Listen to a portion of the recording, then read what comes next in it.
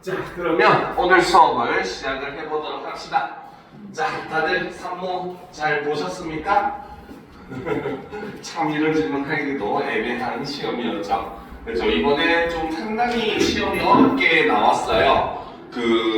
실제 1등급 컷을 현재 예상을 하는 게 대부분 79점, 80점 이 정도 수준으로 지금 예상을 하고 있는 것 같아요. 그리고 이제 사실 우리가 물론 이 산모 같은 경우는 재수생들이 붙지 않는 시험이에요. 저번에도 얘기했듯이 서울시 교육청에서 주관을 하는 시험이다 보니까 재수생이 없다라고 하는 걸 가정을 했을 때 재수생이 붙게 되면은 이제 등급 컷이 한 적게는 2, 3점에서 많게는 4, 5점 정도 올라가기는 해요. 근데 그렇다고 하더라도 1등급 컷이 한 82점에서 84점? 요 정도 사이로 잡힌다는 것은 상당히 어려운 시험이었다라는 거 여러분들 유념은 할 필요가 있습니다. 그런데 저번에도 늘 얘기했듯이 올해 수능이 결코 쉽게 나올 거라고 여러분들 생각하시면 안 돼요. 알겠습니까? 올해 수능은 어렵게 나올 수밖에 없는 조건들을 여러 가지를 가지고 있어요. 알겠죠? 그래서 아까 저번에 얘기했듯이 아마 2015 마지막 개정 시험이다 보니까 이제 보통 마지막 시험은 되게 어렵게 나와요. 왜? 재수생들이 굉장히 많이 붙거든요. 알겠죠? 그래서 실제 고등학교 3학년 지원자들은 40만 명이 안 될 거거든요. 38만 명? 요 정도 수준으로 예상을 하는데 재수생까지 다 붙어서 거의 한 50만 명 가까이 시험을 보지 않을까 현재 예상이 되고 있는 상황입니다. 알겠죠? 자, 그런 상황에다가 이제 보통 수능이 3년 주기로 좀 어렵게 나오는 교양들이 있는데 딱 지금 올해 수능이 딱 거기에 또 걸리는 그런 해기도 해요. 알겠죠? 그래서 이래저래 여러 가지 이유를 우리가 살펴보았을 때 올해 수능이 실제로 작년 같은 경우도 물론 국어가 그렇게 어렵게 나오진 않았어요. 작년 같은 경우에 국어 표준 점수가 최고점이 이제 136점 정도, 그래서 중상 정도의 난이도로 나오긴 했고, 물론 작년에는 영어가 좀 특히 어려웠어 가지고 이제 학생들이 좀 힘든 불수능이다 이런 얘기를 많이 하긴 했었는데 아마 올해 수능은 전체적으로 아마 난이도가 좀 꽤 올라가지 않을까라고 현재 예상은 하고 있습니다. 알겠습니까? 그러니까 여러분들도 사실은 실제 여러분들이 공부를 해보면서도 많이 느낄 거예요. 그렇죠? 실제로 우리가 어려운 것을 가정해서 준비를 했을 때 쉽게 나오면 오히려 쉽게 풀 수 있겠죠. 그런데 쉽게 나올 거라 가정을 하고 공부를 준비를 했는데 어렵게 나와버리면 낭패일 수밖에 없습니다. 알겠죠? 그러니까 여러분들은 항상 내 시험이 제일 어려울 것이다 라고 생각을 하고 준비하는 자세가 사실 굉장히 중요한 겁니다. 알겠죠? 그래서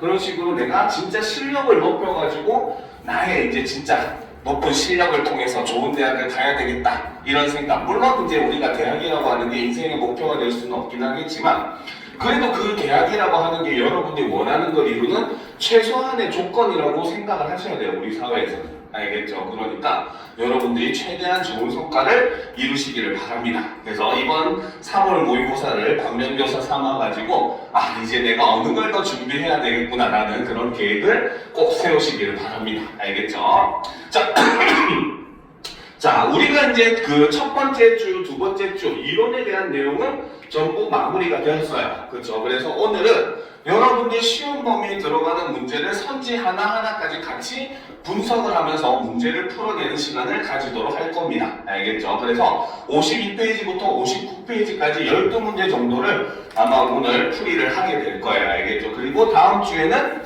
이제 나머지 6문제 정도 풀이 플러스 매체 관련된 내용, 매체 관련된 내용 그렇게 어렵지 않기 때문에 매체 관련된 내용까지 이제 하게 되면은 어느 정도 여러분들 시험 범위가 마무리가 되는 그런 형태가 되지 않을까 싶습니다. 알겠죠?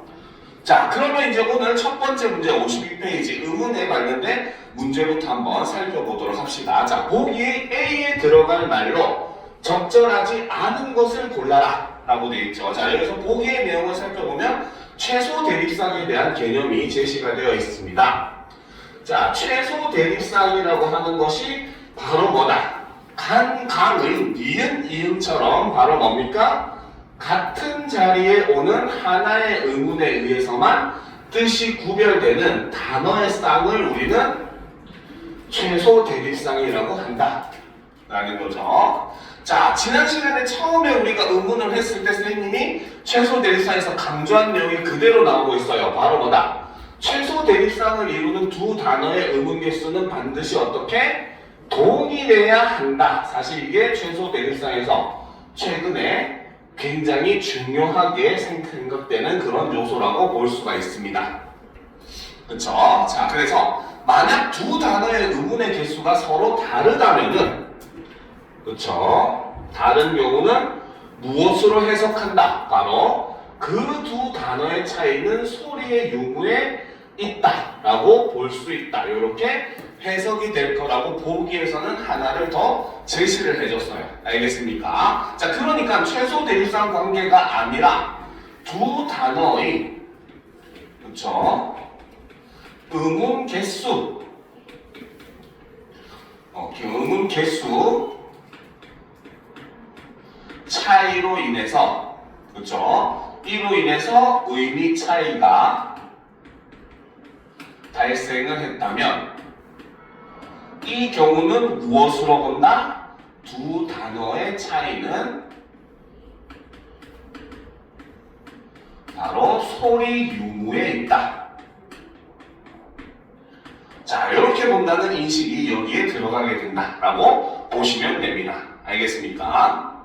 자, 이에 따르면 말과 알은 최소 대립상에 해당하지 않습니다라는 거죠. 그러면 말과 알의 의미 차이는 바로 뭐가 있다? 미음이라는 소리가 있고 없고의 차이에 의해서 의미 차이가 발생한다라고 우리가 볼 수 있다는 거죠. 알겠죠? 자, 그러면 아래 단어쌍들이 최소 대립상에 해당하는지 판단해 볼까요? 라는 거죠. 자, 그러면 이런 유형의 문제는 선생님이 늘상 얘기를 하죠. 미리 보기를 분석해 보는 게 훨씬 더 여러분들이 쉽게 풀 수 있다라고 이야기를 했습니다. 자, 그러면 같이 분석을 해봅시다. 자, 첫 번째 단어쌍, 그렇죠? 자, 샘과, 그렇죠? 솜이라고 하는 두 개의 단어가 쌍을 현재 이루고 있습니다. 그렇죠? 지금 이 두 단어는 현재 최소 대립상 관계를 이루고 있다. 최소 대립상 관계가 맞다라고 볼 수가 있죠. 그렇죠? 자, 그 이유는 바로 뭐다? 중성, 즉 모음이죠. 그렇죠? 자, 중성 애와, 그렇죠? 그 다음 오의, 욕하는 거 아니에요. 그지? 차이에 의해서 의미 차이가 발생했다라고 우리가 볼 수 있다는 거죠. 그렇죠? 자, 그 다음 두 번째 보도록 합시다. 두 번째 단말의 쌍을 보게 되면은 나물과, 그렇죠? 우물. 자, 요 두 가지 단어의 쌍이 지금 제시가 되어 있어요. 그렇죠? 자, 그런데 요 두 가지 단어의 쌍을 보게 되니까 우리는 바로 뭐다? 요 두 가지는 최소 대립상이 아니라는 건 바로 분명하게 보이고 있죠. 그렇죠? 자, 그런데 이것이 최소 대립상이 아닌 이유도 우리는 제시를 할 수가 있어야 됩니다. 알겠습니까? 자, 이것이 최소 대립상이 아닌 첫 번째 이유는 바로 뭐다? 바로 음음수의 차이가 발생을 했습니다. 그렇죠? 나물 같은 경우는 나자가 두 개의 음운으로 구성이 되어 있지만 우물 같은 경우는 우자가 한 개의 음운으로 구성이 되어 있죠. 그렇죠? 자, 그래서 음운수의 차이도 발생을 했지만 두 번째 요인은 바로 무엇이다? 바로 첫 음절, 중성, 즉 모음도, 그렇죠? 차이가 발생을 했기 때문에 두 가지에서 차이가 났기 때문에 이 두 단어는 최소 대립상 관계가 아니라고 본다는 거죠. 한 개만 차이가 나야 최소 대립상 관계가 성립이 되는 거잖아요. 그렇죠? 그것도 음운수는 동일하다는 전제하에, 그렇죠? 같은 위치에 오직 한 개의 음만 차이가 나야 최소 대립상이 성립을 하는데 얘 같은 경우는 두 가지 차이에 기인을 한 거기 때문에 최소 대립상이 아니다라고 볼 수가 있다는 겁니다. 자, 세 번째 예를 보도록 합시다. 자, 눈, 꼬리, 그쵸? 그 다음에 눈, 초리.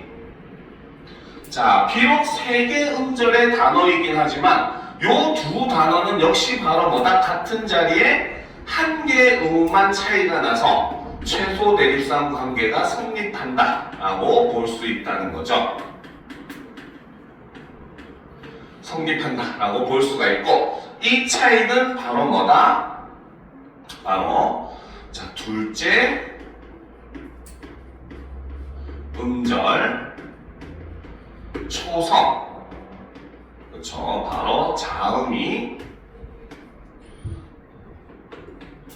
차이가 발생을 했다라고 볼 수가 있는 겁니다. 알겠죠? 자, 기본적으로 우리 국어에서 원래 쌍자음 같은 경우는 한 개의 음운으로 취급을 해요. 알겠습니까? 물론 아주 독특하게 저번에 선생님이 이론할 때 얘기했었죠. 그렇죠? 낱말과 낱말이 합성할 때 중간에서 그 예사소리가 된소리가 되는 경우는 뭐다? 첨가로 보기도 하는 사이소리 현상이라고 보기도 하지만, 일반적으로 뭡니까? 그 된소리 같은 경우, 그쵸? 이런 것들은 전부 다 한 개의 음운으로 취급을 합니다. 알겠습니까? 자, 여기까지 다 적었어요? 그쵸? 자, 그 다음 예를 우리가 한번 살펴봅시다. 사실 그 다음 예가 여러분들 제일 머리 아프게 하는 예이긴 해요. 알겠죠? 자, 그 다음 네 번째. 자, 잠자리. 바로 곤충을 나타내주는, 발음을 하면 자리가 되죠. 자, 그런데 이것과 잠자리, 표기는 똑같아요. 그런데 발음이 잠자리. 이렇게 구성이 되어 있습니다. 알겠죠? 자, 이걸 하기 전에 여러분들이 꼭 유념을 해둘 게 있습니다. 알겠습니까? 그게 바로 뭐냐? 자, 우리가 지금 하고 있는 거는 음운과 음운 변동에 관련된 거예요. 그렇죠? 그래서 음운, 음절 이런 것들과 관련된 내용을 볼 때는, 그래서 음운과 음절 관련 문제는, 그렇죠? 항상 유념할 게 바로 뭐다? 낱말의 발음이 기준입니다. 알겠습니까? 표기가 기준이 아니에요. 알겠습니까? 자, 그렇기 때문에 자, 이 경우 이 잠자리는 곤충을 나타내는 말이었고, 여기서 얘기하는 잠자리는 바로 뭐다? 바로 이부자리 를 얘기하는 표현이었어요. 그쵸? 자, 그러면 얘네들이 이렇게 발음이 차이가 나는 이유가 사실은 우리는 중요하다고 볼 수가 있습니다. 알겠죠? 자, 여기서 보게 되면은 잠자리 같은 곤충은 바로 뭐다? 얘는 단일어입니다. 이런 거 여러분들 시험 문제로 내기 참 좋죠. 왜? 단어 합성까지 포함하는 그런 문제가 되기 때문에. 알겠습니까?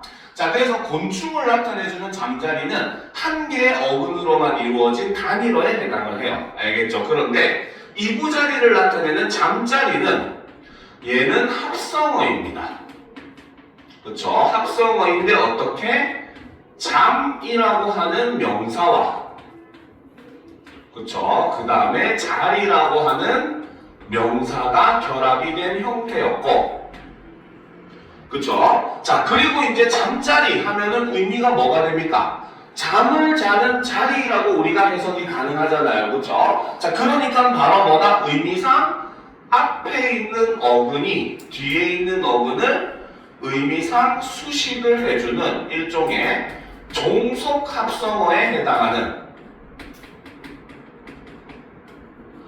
자, 그러한 내용이 되는 거예요. 그쵸? 그러니까 이때 얘기하는 이 잠자리 할 때 쌍지읒, 된소리 대기가 일어나는 이유는 바로 뭐다? 바로 이 경우는 사이소리 현상, 일종의 첨가의 된소리 대기이다. 첨가의 경음화이다.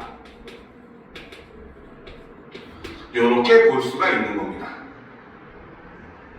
알겠죠? 자, 그런데 어쨌든 결론적으로 요 두 개의 단어는 바로 뭐다? 발음을 기준으로 했을 때 둘째 음절의 초성에 의해서 의미 차이가 발생을 했잖아요. 그렇죠? 그러니까 이 경우도 우리는 최소 대립상이 성립을 한다 라고 볼 수가 있다는 거죠. 알겠습니다. 자, 그 다음 이제 마지막 5번째. 그쵸? 바로 국수 하고 국자. 자, 요거 같은 경우는 딱 보자마자 우리는 최소 대립상 관계가 성립하지 않는다. 성립하지 않는다는 걸 볼 수 있죠. 다만 요것이 앞에 있던 나물, 우물과 다른 이유는 바로 뭐다? 의문의 개수는 동일하죠. 하지만 바로 뭐다? 2개의 의문이 차이가 나게 됩니다. 그렇기 때문에 최소 대립상 관계가 성립하지 않는다. 이렇게 우리가 볼 수 있다는 거죠. 알겠습니까? 그러면 여기서 이제 우리는 이미 분석이 다 끝났어요. 그죠? 그러면 이거를 바탕으로 보기를 한번 살펴보도록 합시다. 알겠죠? 자, 보도록 합시다. 자, 1번부터. 자, 샘과 소은 에와 오에 의해서만 뜻이 구별되므로 최소 대립상에 해당해요. 맞다고 볼 수가 있겠죠. 앞에서 우리가 필기한 그대로의 내용이죠. 그쵸? 자, 2번. 나물과 우물은 두 단어의 의문 개수가 다르므로 최소 대립상에 해당하지 않아요. 자, 일단 내용을 살펴보면 두 단어의 의문 개수가 다르다. 맞죠? 그리고 최소 대립상에 해당하지 않는다. 맞습니다. 그래서 2번 선지는 맞아요. 다만 이걸로는 충분하진 않다는 거죠. 알겠습니까? 그죠? 자, 그 다음 이제 보도록 합시다. 근데 충분하지 않다고 해서 답이 아닌 건 아니라는 것도 여러분들이 유념을 해줘야 되는 겁니다. 무슨 말인지 알겠습니까? 자, 3번을 보도록 합시다. 눈꼬리와 눈초리는 두 단어의 의문 개수가 다릅니까? 요게 틀렸죠. 의문 개수는 동일합니다. 그렇죠? 그렇기 때문에 얘는 최소 대립상에 해당해요. 라고 해야 맞는 말이 되겠죠. 그렇죠? 그래서 정답은 3번이 된다는 거죠. 이해가 됩니까? 그렇죠? 이해 안 되면 중간중간에 바로 질문하셔도 됩니다. 알겠죠? 자, 4번. 잠자리와 잠자리는 지읒과 쌍지읒에 의해서만 뜻이 구별되므로 최소 대립상에 해당한다. 그렇죠? 뜻이 구별되는 거 맞죠? 왜? 선생님이 얘기했죠. 바로 발음이 기준이 되기 때문에.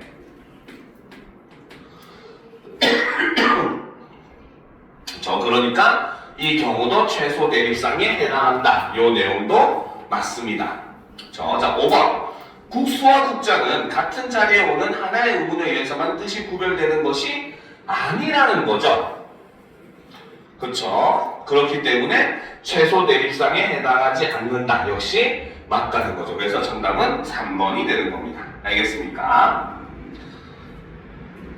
자, 여기까지 이해가 다 되죠? 자, 2번 문제로 넘어가도록 합시다.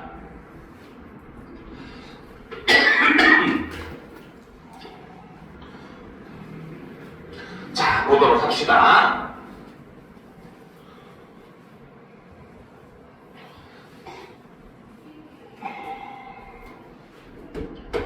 자, 보기의 자음 체계를 참고하여 표준 발음 및 비표준 발음 사례를 탐구한 내용으로 적절하지 않은 것을 골라라고 되어 있어요. 그렇죠? 자, 그래서 최근에 이제 조금 문제가 어렵게 나오면서 간혹가다 의외로 비표준 발음의 사례도 나타나는 그런 경우들이 꽤 있어요. 알겠죠? 자, 그러면 한번 살펴보도록 합시다. 자, 자음 체계표는 우리가 전부 다 했었던 내용이죠. 그렇죠? 자, 그러면 밑에 있는 표준 발음과 비표준 발음의 사례를 한번 살펴보도록 합시다. 자, 첫 번째. 표준 발음 사례를 먼저 살펴보게 되면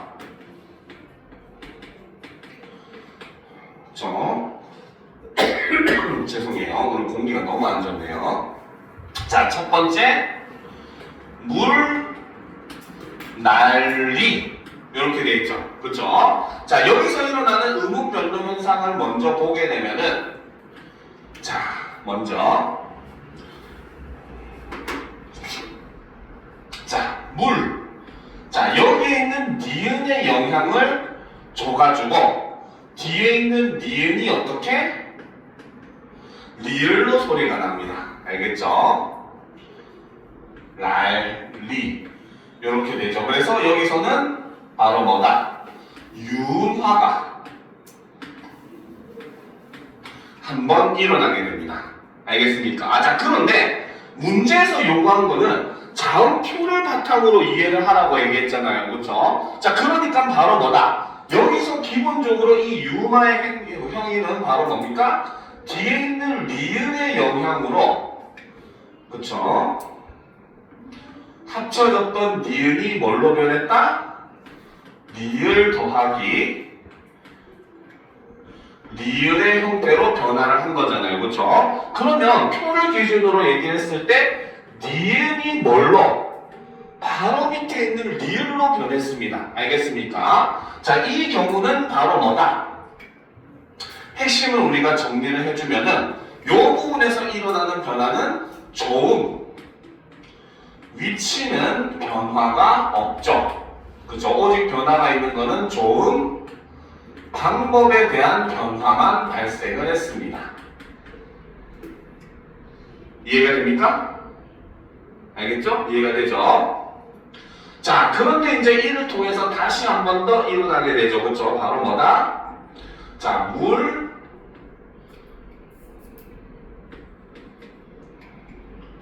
랄, 소리, 빨간색으로 해야 되겠네. 자, 랄, 리. 저 바로 뭐다? 두 번째는 뒤에 있는 리을이 앞에 있는 또 니은의 영향을 줘가지고 유마가 일어납니다. 여기서도 역시 유마가 동일하게 일어나죠. 그래서 이 단어는 유마가 두 번 일어나고 있고 둘 다 바로 뭐다? 좋은 위치의 변화는 없고 좋은 방법의 변화만 발생을 하고 있는 그러한 다른 사례다라고 볼 수가 있습니다. 알겠습니까? 자, 두 번째. 자, 앞문이라고 하는 낱말이 있죠. 자, 얘 발음을 보게 되면 첫 번째로 피읍이 비읍으로 바뀝니다. 그쵸? 자, 이거를 우리는 일반적으로는 뭐라고 했습니까? 음절, 끝소리, 규칙이라고 했고, 이번에 새로 나온 수능특강에서 나타내는 용어로 하면은 바로 평파열음화 라는 새로운 용어가 수능특강에 등장했었어요. 그렇죠? 우리가 앞에서 음운 얘기할 때, 음절 끝소리 규칙 얘기할 때 나와 있었던 내용입니다. 그렇죠? 자, 이 경우에도 역시 마찬가지 내용을 보게 되면은 파열음인 피읍이 좋은 위치의 변화는 없고 뭡니까? 좋은 방법만 변화해서 격음이 평음으로 이제 바뀌는, 그렇죠? 이런 모습을 보여주더라는 겁니다. 알겠습니까? 자, 그래서 이 경우도 역시 바로 뭐다? 좋은 위치에 대한 변화는 없고 좋은 방법만 변화가 발생했다는 거죠. 그렇죠? 자, 그 다음 이제 두 번째 바로 뒤에 오는 미음의 영향으로 비음이 뭘로? 미음으로 바뀌어서 소리가 납니다.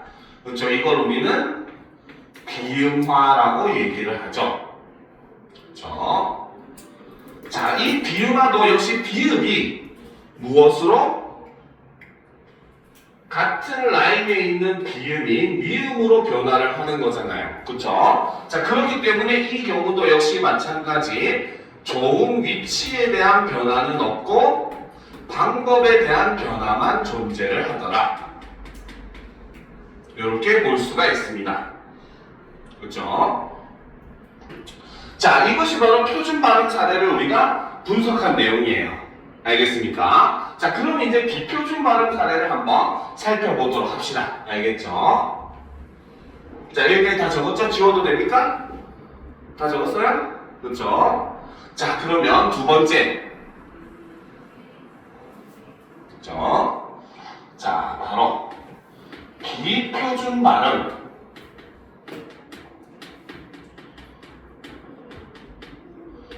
사례를 봅시다.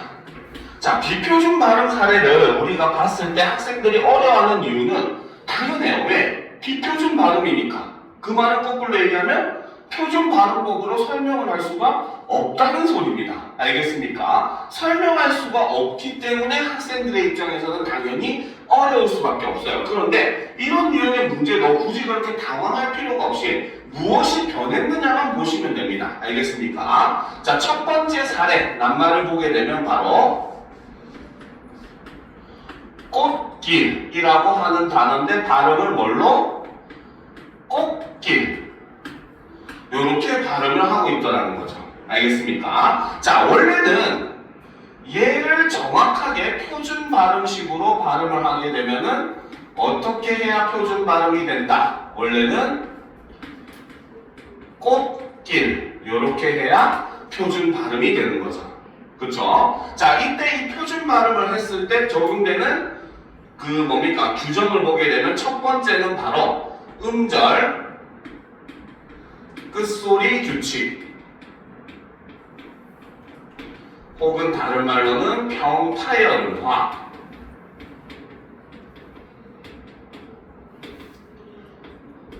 요것이 일어나야 되죠. 그렇죠? 그리고 두 번째는 길이 끼리 됐잖아요. 그렇죠? 바로 뭐다?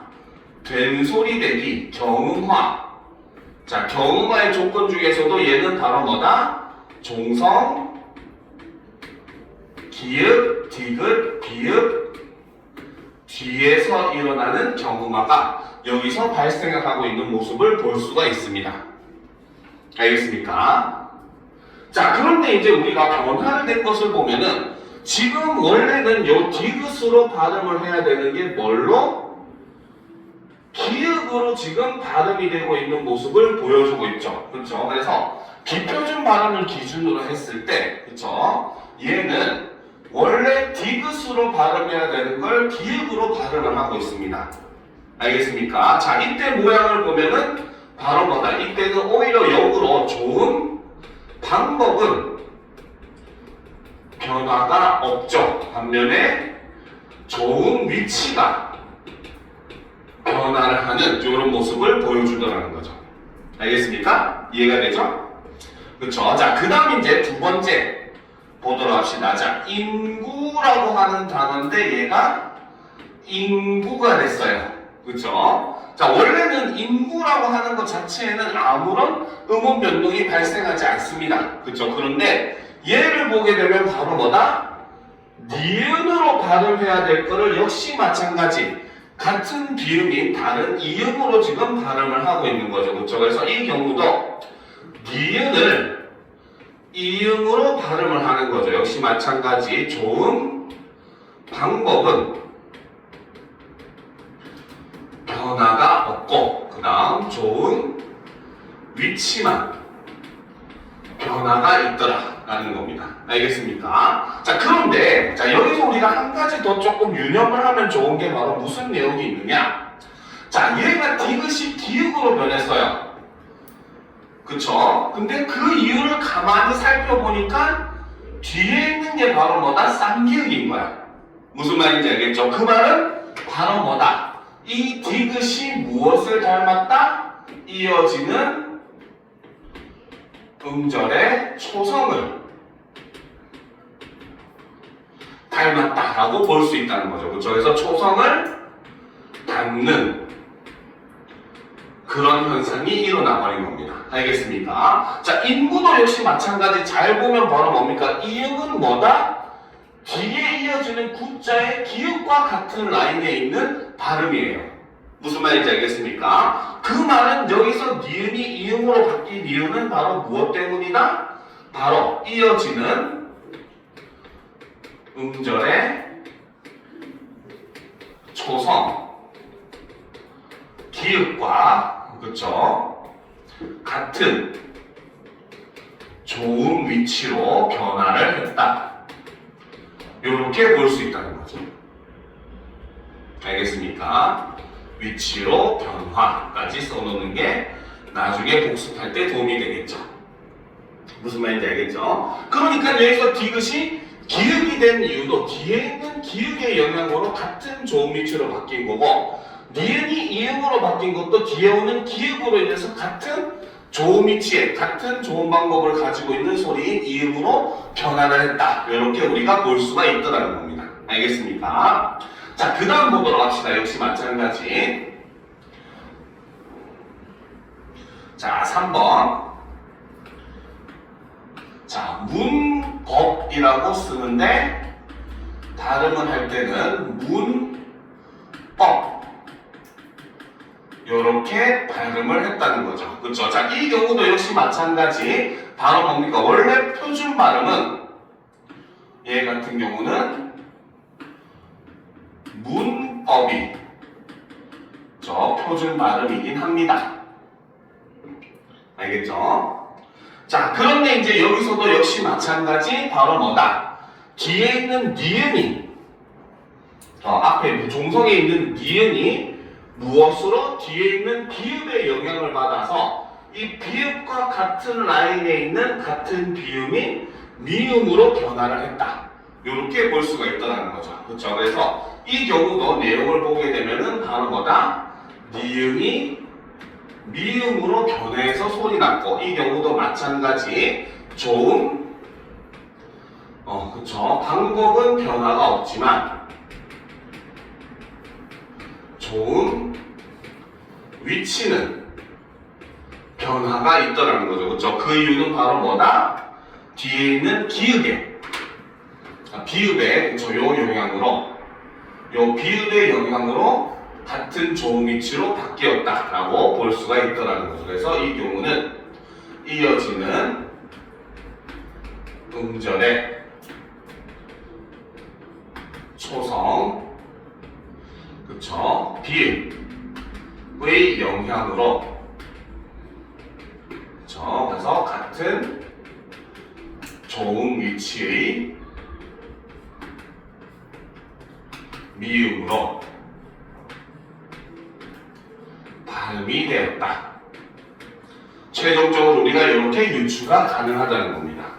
알겠습니까? 이해가 되죠? 자, 그러니까 비표준 발음 사례를 당연히 비표준 발음이니까 표준 발음법으로 설명을 할 수가 없어요. 그러니까 굳이 설명하려고 하지 마세요. 그냥 어떻게 변화를 하고 있느냐, 이것만 여러분들이 여기서 살펴보시면 되는 겁니다. 알겠습니까?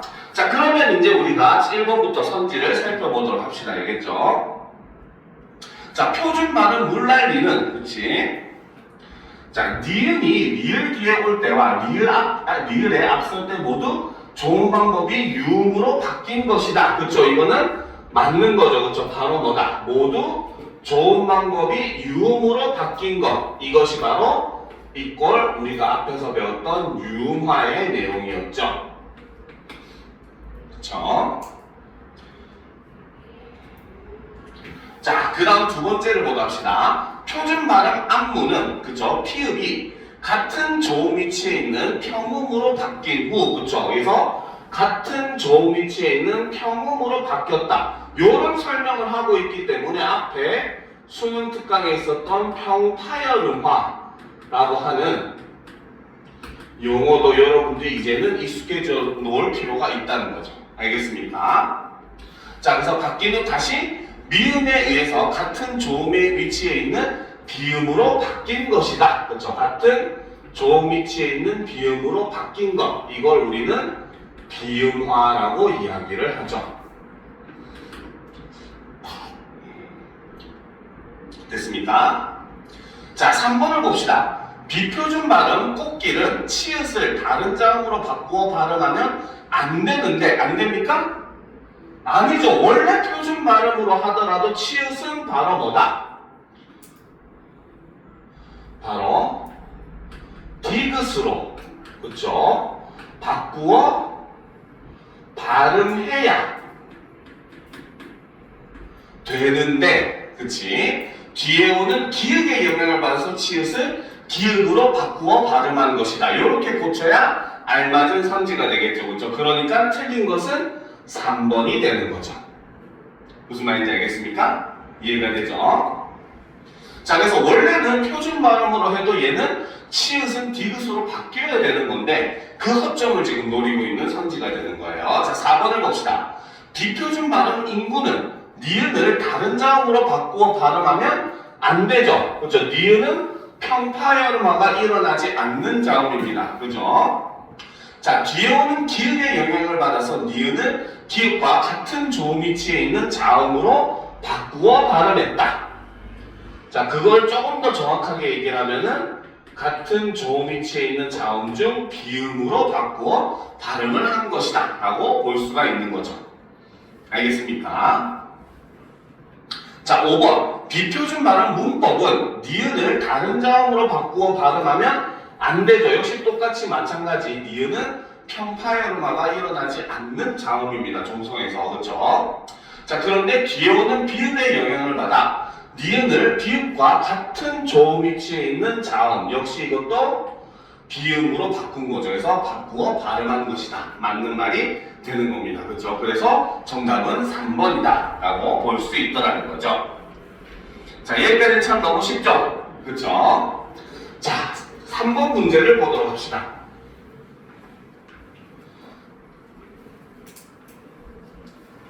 자, 보기의 설명을 이용하여 답할 수 있는 질문으로 적절하지 않은 것을 골라라 라는 거죠. 그러면 여기에 없는 내용을 찾으라는 겁니다. 알겠습니까? 자, 그러면 보도록 합시다. 현대국어의 국외음화는, 자, 이거는 국외음화에 대한 설명이네요.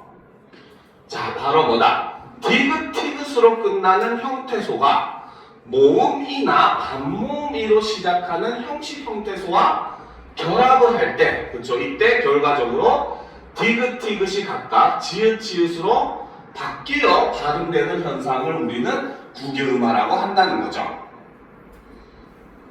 알겠죠? 자, 이때 주의할 점은 국외음화는 후행하는, 즉 뒤에 이어지는 말이 바로 뭐다? 조사, 정미사 같은 형식 형태소일 때만 적용이 된다는 거죠. 그렇죠? 이게 바로 국외음화의 특징이라고 볼 수가 있습니다. 알겠습니까? 그래서 국외음화의 특징을 따로 정리를 해보자면 첫 번째는 바로 뭐다? 원래 하나의 형태소 내에서는 인 경우, 그쵸? 형태소 내에서는 발생을 하지 않습니다. 그래서 우리는 잔디라고 발음하지 잔지라고 안 해요. 왜? 얘네는 원래가 하나의 형태소이기 때문입니다. 알겠습니까? 자, 그 다음 두 번째 역시 바로 뭐다? 자, 이어지는, 그쵸? 음절이 실질 형태소인 경우도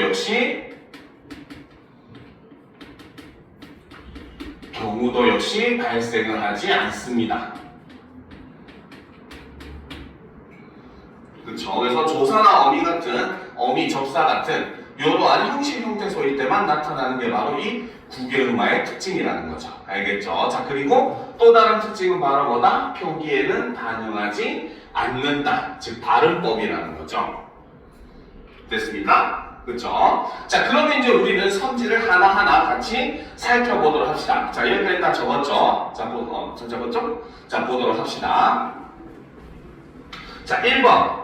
벼훌치로 벼나다를 털었다의 벼훌치는 어떻게 발음해야 하나요? 자, 그럼 1번부터 살펴보도록 합시다. 알겠죠? 자, 1번. 벼훌. 그쵸? 그쵸? 그 다음에 이. 자, 요 단어가 있다고 봅시다. 알겠습니까? 자, 요 단어를 우리가 분석을 하면은 얘는 벼를 훌다. 자, 훌다라고 하는 문장이 뭡니까? 이것이 어떻게? 1차적으로 벼훌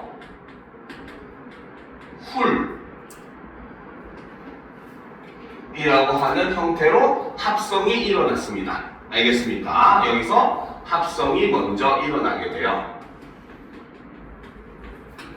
그래서 원래는 벼를 훑다라는 거죠. 그쵸? 자, 그 다음에 이제 여기에 어떤 변화가 일어난다? 바로 벼훌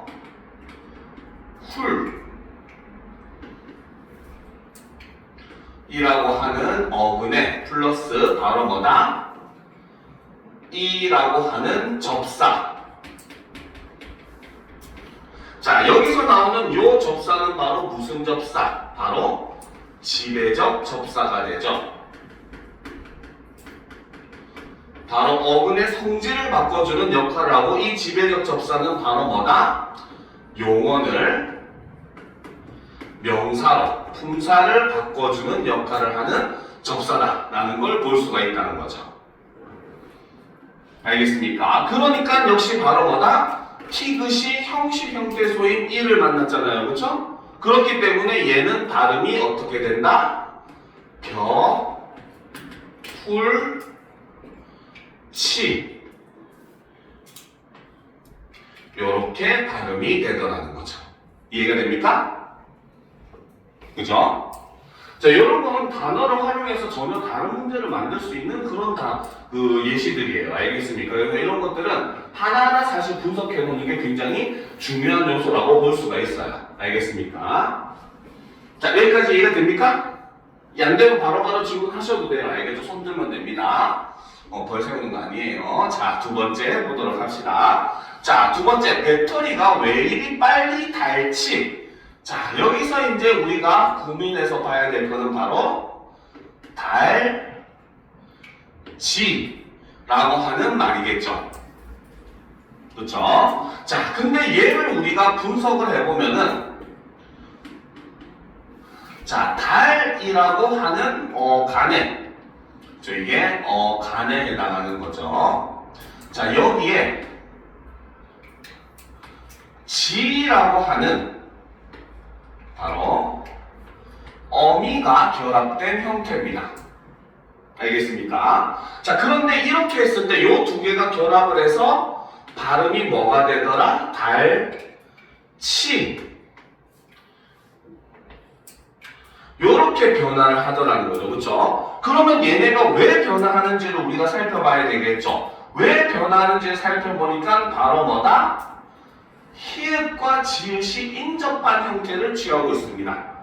알겠습니까? 그러니까 얘는 어떻게?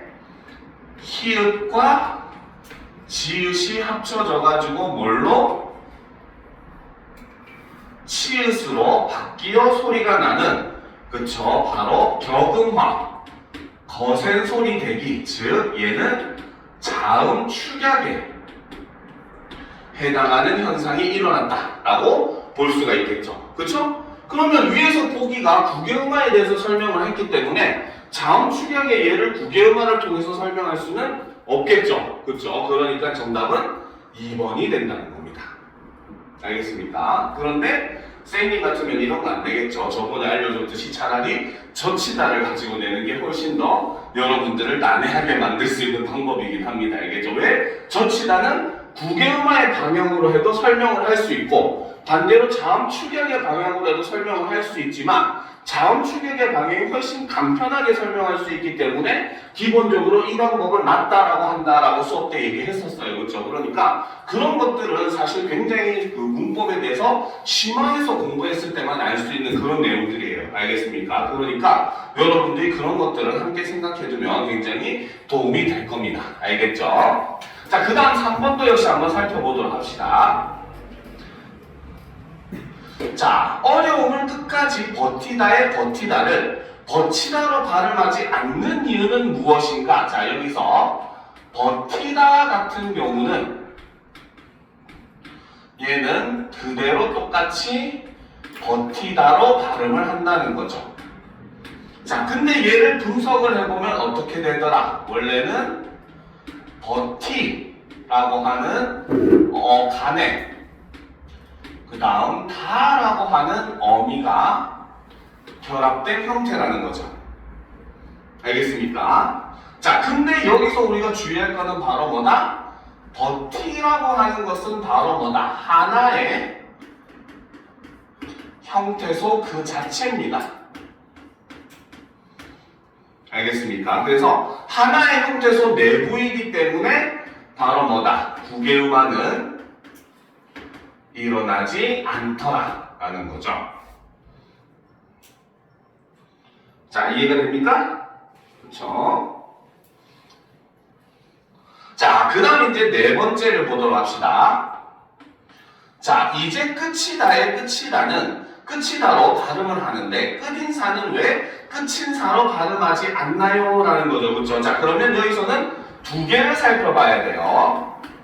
자, 먼저 끝이다를 우리가 한번 살펴보도록 합시다. 그렇죠? 끝이다라고 하는 것은 끝이라고 하는 명사에 그렇죠? 바로 이다라고 하는 서술격 조사가 결합된 형태입니다. 그쵸? 자, 그렇기 때문에 서술격 조사라고 하는 것은 바로 뭐다? 형식 형태소 조사이기 때문에 형식 형태소라고 볼 수가 있다는 거죠.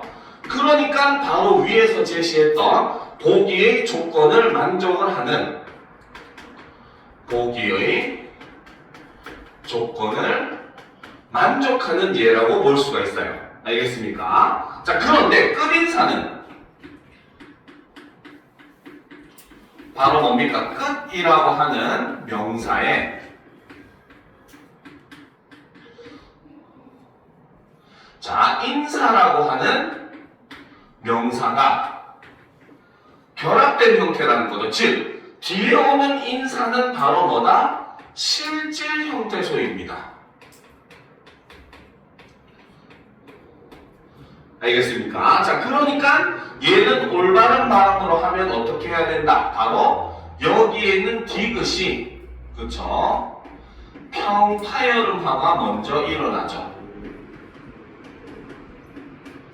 음화가 먼저 일어납니다. 그리고 그 다음에 이어지는 음절의 초성으로 연음이 되는 이런 형태를 취하고 있기 때문에 얘의 발음은 바로 뭐다?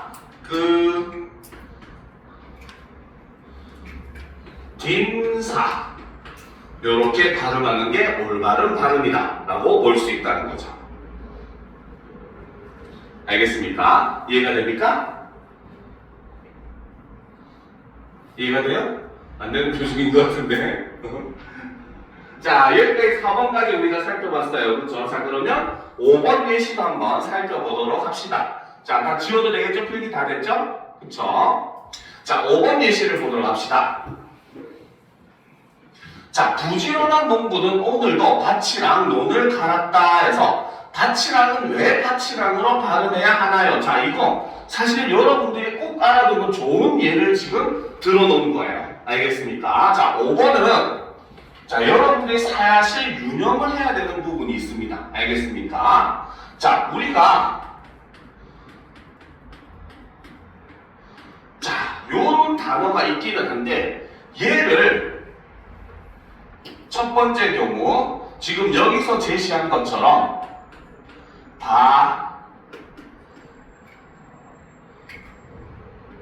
치랑 요렇게 발음을 하는 경우가 있고 두 번째는 좀 띄어서 써야 돼요. 이제 여러분들 그냥 위에서 선생님 써주면 순서대로 쓰는 게 더 나을 수도 있어요. 선생님은 비교해보기 위해서 일부러 이렇게 하는 건데 자, 두 번째는 반니랑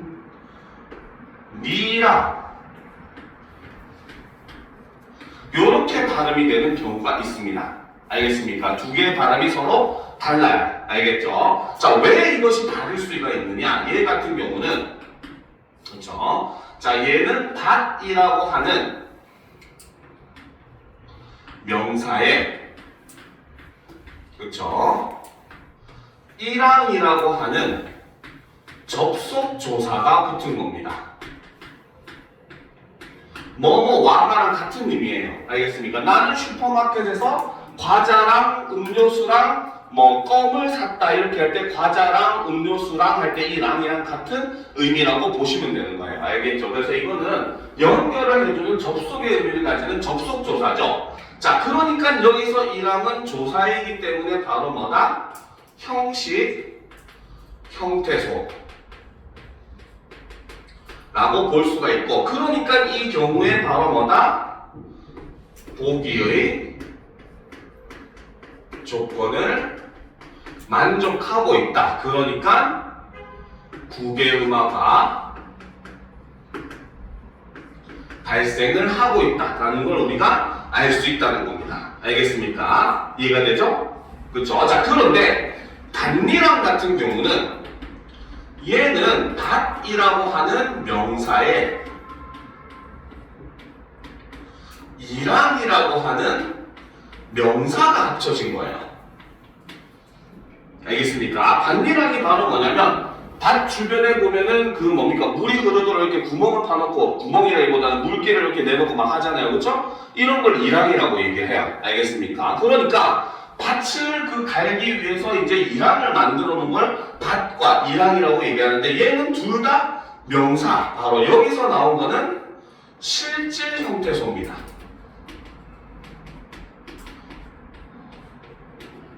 그쵸? 자, 실질 형태소가 합쳐지니까 어떻게 된다? 이 경우는 먼저 닷에서 티귿이 디귿으로 바뀌어서 소리가 나죠. 그쵸? 자, 그렇기 때문에 여기서 일어난 현상은 바로 뭐다? 평타열음화. 화가 발생이 됐죠. 음절 끝소리 규칙이 발생을 한 겁니다. 알겠죠? 자, 그 다음 이제 두 번째 무슨 현상이 일어나냐면, 에서 니랑이 됩니다. 자, 그러면 여기서 일어나는 건 바로 뭐다? 니은 첨가가 일어나게 되죠. 알겠습니까? 왜? 뒤에 두 낱말이 합쳐질 때 앞말의 끝에 중성이 있고, 뒤에 이어지는 낱말이 이제 모음으로 시작하는 경우에는 니은이 첨가된다고 얘기를 했었어요. 알겠죠? 자, 그 다음 이제 마지막 세 번째, 이것이 다시 반니랑 요렇게 되죠. 그래서 마지막에는 니은의 영향을 받아서 디귿이 니은으로 변하는 비음화 현상이 마지막에 이렇게 일어나는 이런 모습을 보여주더라는 거죠. 알겠습니까? 자, 그런데 지금 여기 5번 선지에서 제시한 거는 바로 뭡니까? 둘 중에 첫 번째, 밭이랑 논을 할 때 이 이랑이 뭐기 때문에? 접속 조사이기 때문에, 그렇죠? 우리는 여기서 구개음화가 일어나고 있다라는 걸 알 수 있다는 거고, 그럼 당연히 여기서 설명한 내용, 실형식형태소가 결합을 하면은 구개음화가 일어난다라는 걸로 설명을 할 수 있겠죠. 그렇죠? 그러니까 정답은 2번이 되는 겁니다. 하지만 우리는 내신을 대비하는 상황이고 문제가 어떻게 변형될지 모르니까 이런 지식을 같이 알아두면은 여러분들 헷갈리지 않겠죠. 그렇죠? 예를 들어서 마지막 지문을 바꿔버리는 거야. 알겠습니까? 부지런한 농부는 단리랑을 갈았다. 이렇게 바꿔버리면 어때? 이때는 니은의 경우가 돼버리잖아요. 그렇죠? 그러면 요걸로 선지를 설명을 할 수 없는 내용이 돼버립니다. 알겠습니까? 그런 것들을 여러분들이 유념을 해두면은 어떻게 변형이 돼도 쉽게 적응을 할 수가 있을 거예요. 알겠죠? 자, 그 다음 네 번째 문제로 가보도록 합시다.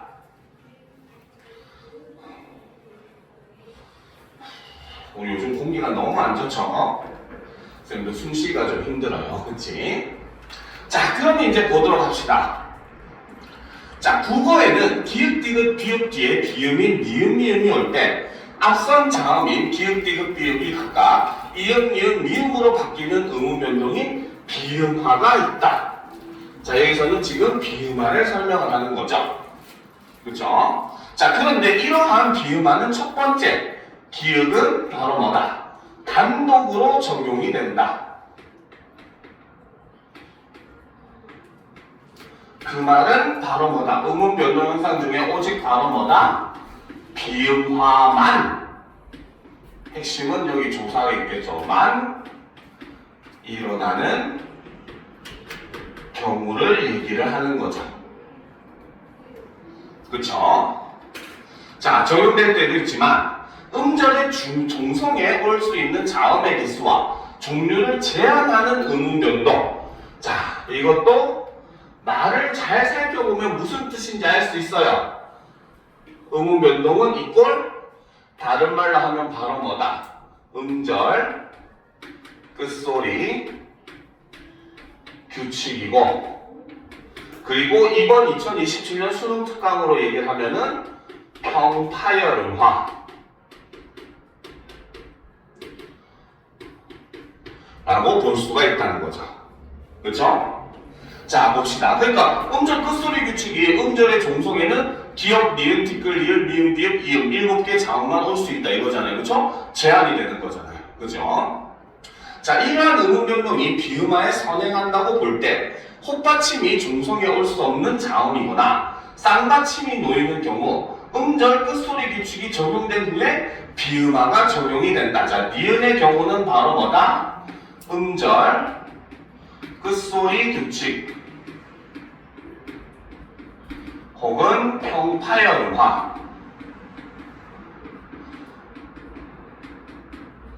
화가 적용이 된 다음에 비음화가 일어나는 경우라는 거죠. 그쵸?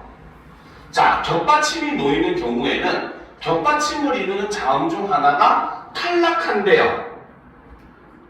그쵸? 이거를 우리는 표준 발음법으로 얘기하면 바로 뭐다? 자음군 단순화. 그쵸? 이 현상이 일어난 이후에 비음화가 일어나더라 라는 거죠. 자, 그 다음 이때 탈락한 후에 남은 자음이 기읍, 디귿, 비읍 중 하나로 발음되는 것이 아니면 비음화가 적용되지 않는다라는 거야. 근데 이때 바로 뭐다? 리을의 경우는 자음군 단순화의 결과 화의 결과가 기읍, 디귿, 비읍이 아닌 경우 이때는 어떻게 된다? 비음화가 일어나지 않는다. 이렇게 얘기하는 거죠. 알겠습니까? 자, 그리고 겹받침을 이루는 자음에 종성에 올 수 없는 자음이 포함되어 있으면 음절 끝소리 규칙과 자음군 단순화가 모두 적용된 후에 비음화가 적용된다는 거죠. 그러면 미음은 바로 뭐다? 먼저 자음군 단순화가 적용이 되고 그 다음에 음절 끝소리 규칙이 적용된 이후 다시 비음화가 적용이 되는 이런 형태로 우리가 볼 수 있다라고 이야기를 하더라는 거죠. 그렇죠? 자, 그러면 이제 우리가 보기의 내용은 이미 정리가 머릿속에 다 됐어요. 그렇죠? 그러면 이제 선지의 내용을 한번 분석을 해보도록 합시다. 자, 첫 번째 먹는 같은 경우는 그렇죠? 자, 1번 먹는. 자, 이 경우는 바로 뭐다? 그냥 그대로 바로 먹는. 뒤에 있는 니은의 영향을 받아서 기역이 이응으로 변화를 해버렸죠. 그렇죠? 얘는 바로 종성인 기역이 이응으로 변해서 소리나는 오직 비음화 한 번만 일어났다. 이렇게 볼 수가 있습니다. 알겠습니까? 자, 그 다음 그러면 얘는 뭡니까? 기역이 적용된다 라고 볼 수가 있겠죠. 그쵸?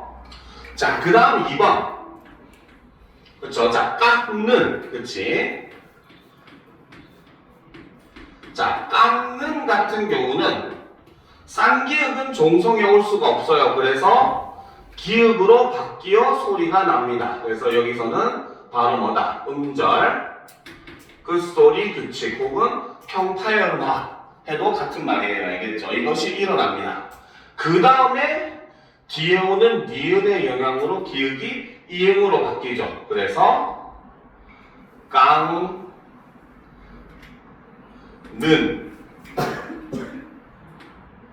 요렇게 소리가 나죠. 그렇죠? 여기서 비음화가 일어나는 모습을 우리가 볼 수가 있더라는 거죠. 그렇죠? 그러니까 두 번째는 바로 니은의 예가 적용이 된 것이다 라고 볼 수가 있다는 거죠. 알겠습니까? 자, 그 다음에 3번. 자, 3는 그렇죠? 얘는 기본적으로 바로 뭐다? 3는 요렇게 소리가 납니다. 알겠죠? 즉 바로 뭐다? 리을 기읍, 리을 미음, 그 다음에 리을 기읍, 리을 미음, 리을 피읍이죠. 쏘리. 자, 이것은 그렇죠. 자음군 단순화 결과 각각 뭘로 발음이 된다? 기역, 미음, 비읍으로 발음이 됩니다. 알겠습니까? 그러니까 3번의 경우는 바로 뭐다? 오직 자음군 단순화만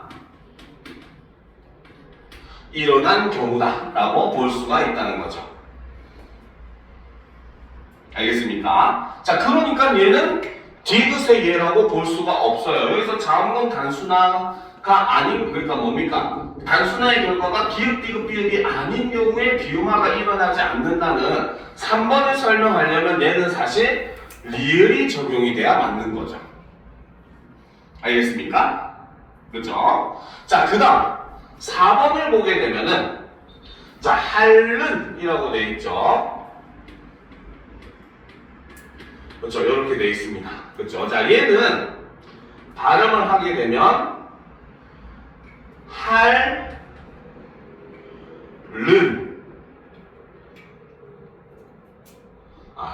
순서대로 합시다. 할른이라고 해서 여기서 자음군 단순화가 일어나고, 그렇죠. 자, 여기에 있는 리을의 영향을 받아서 여기에 있는 니은이 바뀌어 소리가 나죠. 그래서 른 이렇게 소리가 나서 여기서는 유음화가 일어납니다. 알겠습니까? 자, 그런데 여기서 기음, 니은, 디귿, 리을, 미음으로 설명을 한다면 얘도 당연히 설명할 수 있는 경우에는 리을밖에 존재하지 않죠. 그렇죠? 기읍, 디귿, 비읍이 아니니까 비음화가 안 일어난 거다라는 걸로만 설명을 할 수가 있는 겁니다. 알겠습니까? 자, 그 다음 이제 5번도 한번 살펴봅시다. 이거 지워도 되겠죠? 그렇죠? 지워도 됩니까? 그렇죠? 자, 보도록 합시다. 5번.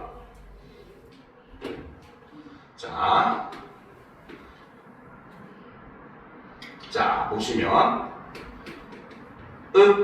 는 자, 요 단어가 있죠. 그렇죠? 얘는 일단 첫 번째로 우리는 는이라고 볼 수가 있죠. 먼저 자음군 단순화가 일어납니다. 알겠죠? 왜? 자음군 단순화가 둘 중에 하나가 탈락하는 현상이잖아요. 그렇죠? 그러니까 리을과 피읍 중에 리을이 먼저 탈락을 하는, 그렇죠? 여기서 보면 얘는 리을이 탈락하는 모습을 보여줘요. 알겠죠? 자, 그 다음 이것이 어떻게 는으로 변합니다. 바로 음절 끝소리 규칙이 적용이 되는 거죠. 자, 그리고 이제 다시 이것이 뒤에 오는 니은의 영향으로 어떻게 는 비읍이 미음으로 변하는 비음화가 이렇게 일어납니다. 그렇기 때문에 5번은 바로 위에 있었던 조건 중에 미음으로 설명을 할 수가 있는 거죠. 알겠습니까? 그러면 답이 안 되는 건 몇 번이다? 3번이 될 수밖에 없다는 거죠. 알겠습니까? 이해가 됩니까? 이해 안 되면 바로바로 질문들 하세요. 알겠죠? 제가 강조합니다. 알겠습니까? 모르는데 모른 채로 넘어가는 게 제일 한심한 행동입니다. 멍청한 짓이에요. 알겠죠? 우리가 모르니까 배우러 온 거잖아. 알면 배우러 올 필요가 없겠지. 그치? 모르면 바로바로 질문들 합시다. 알겠습니까? 자, 그럼 이제 보도록 합시다. 보기를 바탕으로 밑줄친 말의 발음을 설명한 내용으로 적절하지 않은 것은 이라고 되어 있어요. 자, 말없다, 늠압처럼 받침 뒤에 아, 우, 위 등과 같은 모음으로 시작되는 실제 형태소가 올 경우에 자, 핵심은 사실 요거예요. 앞에 있는 자음들은 사실은 살짝 페이크긴 합니다. 알겠습니까? 자, 이때는 바로 뭐다? 아, 음절의 끝 자음이 음절의 끝소리 규칙이나 자음군 단순화가 적용된 뒤에 뒤 음절의 초성으로 이동을 한다라는 거죠. 자, 여기서 지금 설명하는 것이 바로 뭐다? 여는 법칙 중에서 그렇죠? 그렇죠? 자, 앞음절이 바로 뭐다? 앞음절 끝이 자음이고 여기에 플러스 이어지는 음절이 모음으로 시작하는 실질 형태소가 오는 경우 소가 이렇게 결합이 되는 경우에는 어떻게 한다? 바로 자, 앞음절 끝 종성이 대표음으로 변화 후에 그렇죠? 다음 음절에 초성으로 발음이 됩니다. 알겠습니까? 자, 이때 여기서 얘기하는 대표음으로 변화를 한다라고 하는 게 바로 뭐다? 음절 끝소리 규칙이나 또는 자음군 단순화가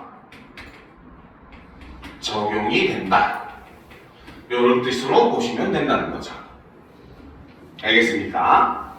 이해가 돼요? 그렇죠? 자, 그런데 이제 봅시다. 갑풀, 앉아, 덮이다처럼 자음으로 끝나는 형태소 뒤에 모음으로 시작하는 형식 형태소가 온대요. 여기서 핵심은 바로 요거죠. 그렇죠? 형식 형태소가 오는 경우는 어떻게 한다? 앞 음절의 끝 자음이 그대로 뒤 음절의 초성으로 이동을 하는 거죠. 여기서도 역시 여는 법칙을 그대로 설명을 하고는 있지만 여기서 설명하는 것은 바로 뭐다? 바로 앞음절 끝이 자음이고 여기에 플러스 바로 뭐다? 모음으로 시작하는 형식 형태소가 결합되는 경우는 자, 그쵸? 이때는 어떻게 한다? 앞음절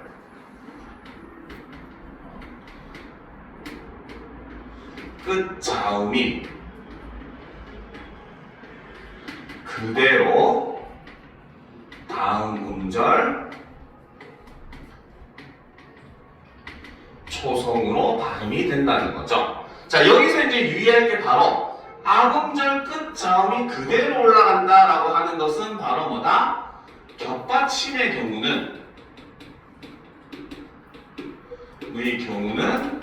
마지막에 있는 자음, 바로 뒤에 있는 자음이 그대로 올라간다. 이렇게 보시면 됩니다. 알겠습니까? 자음분 단순화가 일어나야 되는 경우죠. 그렇죠? 그렇죠? 이 경우는 바로 뭐다? 뒤 자음이 그대로 올라가서 소리가 나게 됩니다. 알겠습니까? 날씨가 상당히 덥네요. 그렇죠? 자, 여기까지 됐습니까? 그렇죠? 자, 그런데 여기서 솔직히 사실 여러분들 한 가지 더 알아두면 좋은 내용이 있기는 합니다. 알겠죠, 여러분들? 선생님 수업의 특징이죠, 그렇죠? 맨날 좋은 거를 가르쳐준다고 내용이 많아지죠, 그렇죠? 자, 여러분들 한 가지 알아두면 좋은 거. 자, 요 단어가 있습니다. 그렇죠? 자, 이 단어의 발음은 맛있다가 맞을까?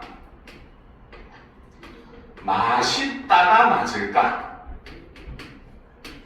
자, 여러분들의 생각은, 여러분들의 선택은 뭐겠습니까? 1번 맛있다, 2번 맛있다. 어떤 게 여러분들 올바른 발음이라고 생각을 합니까? 몇 번? 2번? 또 다른 학생들은? 다른 학생들은? 왜 생각들이 없어요? 한번 생각을 해보세요. 알겠죠? 자, 일단 결론적으로 얘기하면은 둘 다 맞는 발음이긴 합니다.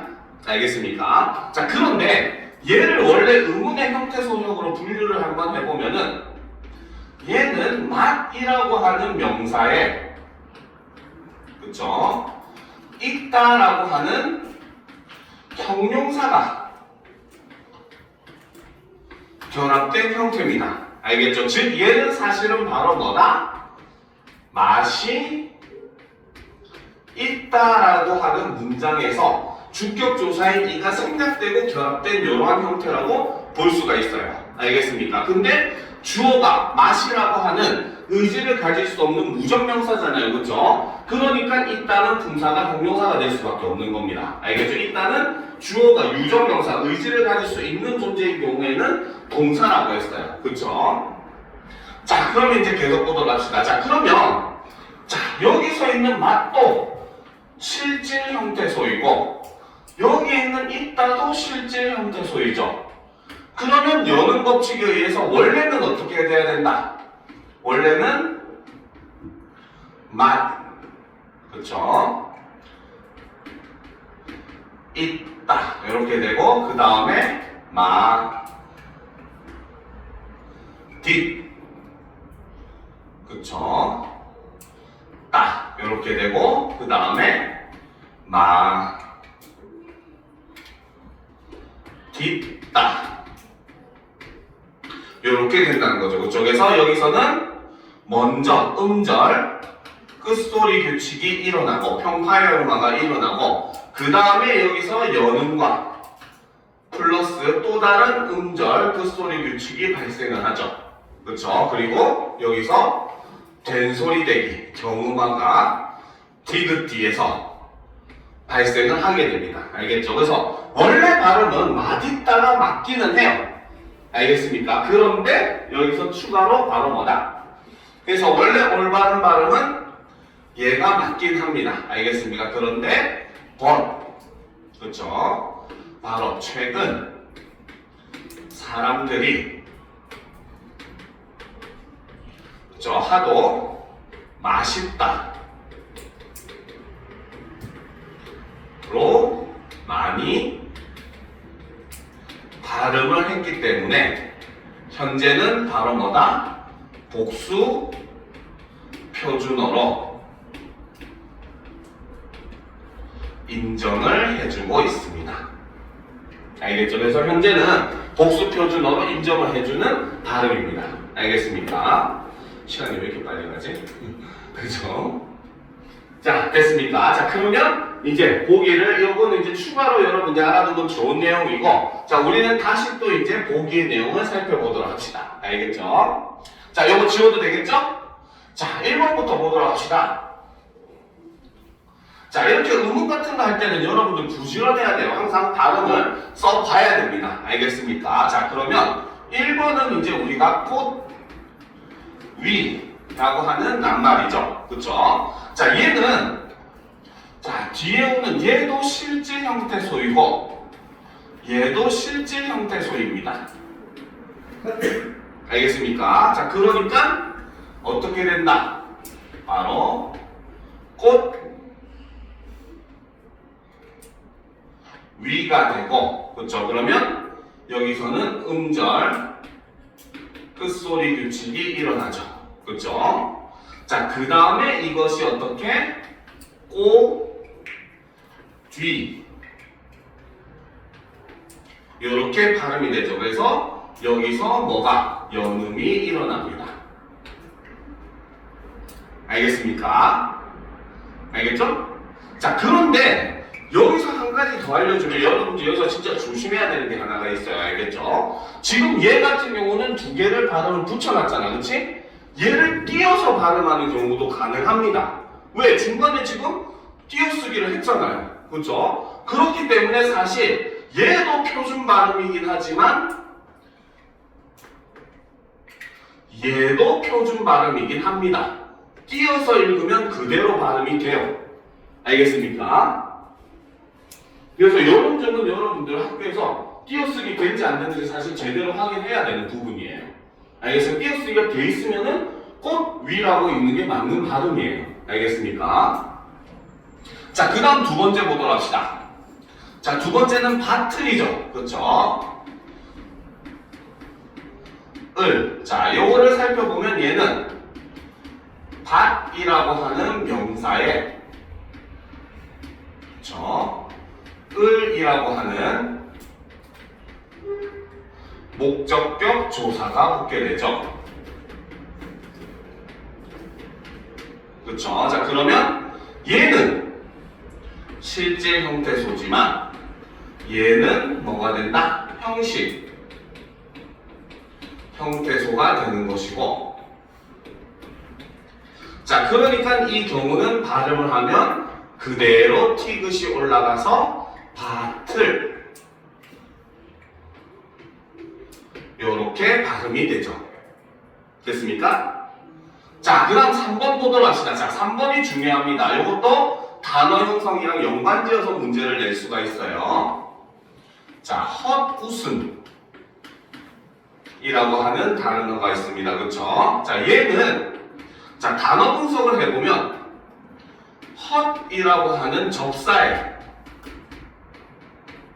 그렇죠? 자, 여기에 웃다라고 하는 어근, 그 다음 여기에 이라고 하는 접사가 결합된 형태입니다.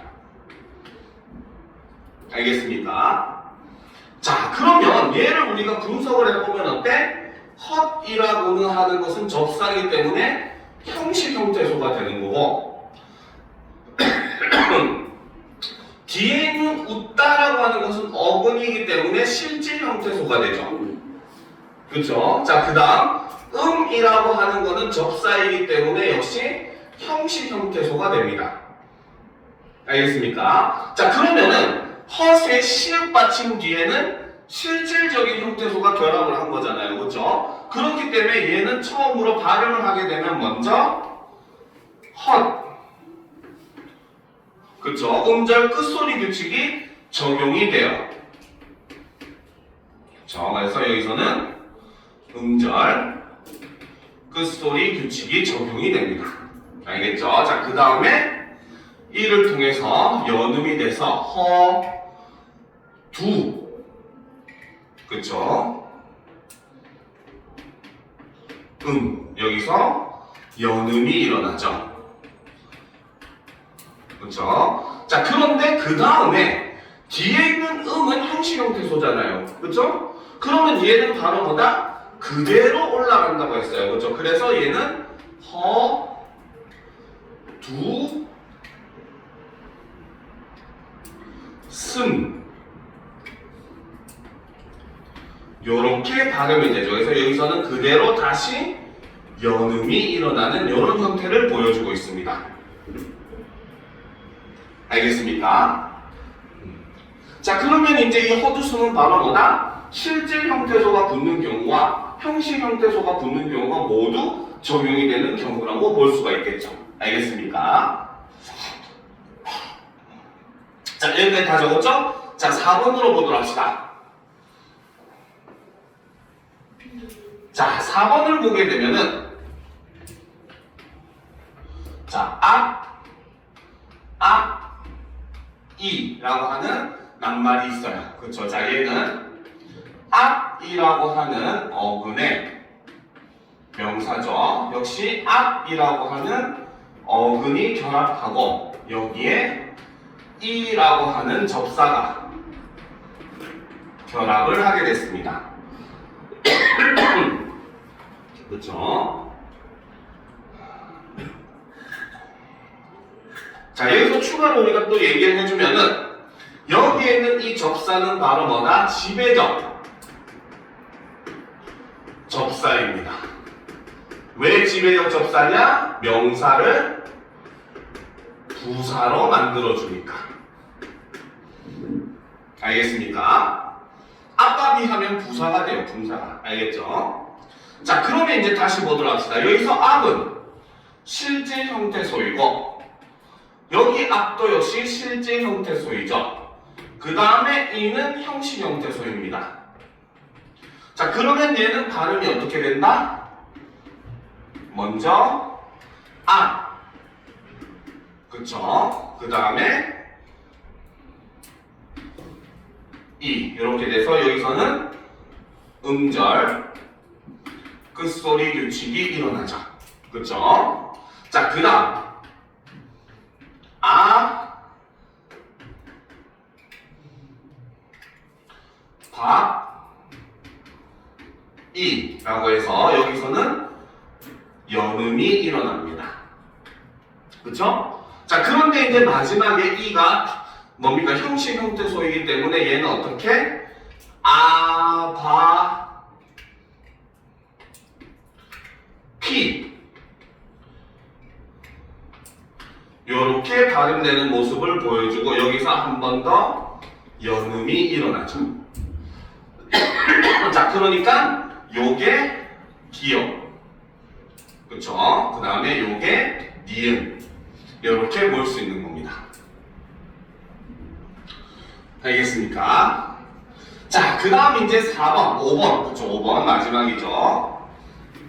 자, 여덟, 아홉. 그렇죠. 자, 이렇게 보도록 합시다. 자, 얘는 뭡니까? 바로 여덟이라고 하는 어근에 아홉이라고 하는 어근이 결합된 형태죠. 그렇죠. 그러면 얘도 역시 마찬가지 둘 다 실질 형태소이고 실질 형태소입니다. 그죠? 자, 그러면 얘는 발음이 어떻게 된다? 먼저 여덟, 아홉이 되죠. 그쵸? 그러면 여기서 일어나는 현상은 바로 뭐다? 자음군 단순화가 일어납니다. 그쵸? 그 다음에 이것이 다시 어떻게? 여덟, 라호 이렇게 발음이 되면서 여기서 연음이 일어나죠. 그러면 얘는 뭐만 적용이 된다? 기역만 적용이 되는 거죠. 알겠습니까? 그러면 정답은 몇 번이다? 5번이 되겠죠. 무슨 말인지 알겠습니까? 그쵸? 자, 그러면 일단 이번 시간은 여기까지 하고 한 10분 정도 쉬어서 45분에 이어서 우리가 풀이를 해보도록 하겠습니다. 속도가 좀 늦긴 한데 원래 반은 했어야지 59페이지까지 끝내는데 어쨌든 여기까지 하고 일단 쉬는 시간부터 가지도록 합시다. 알겠죠?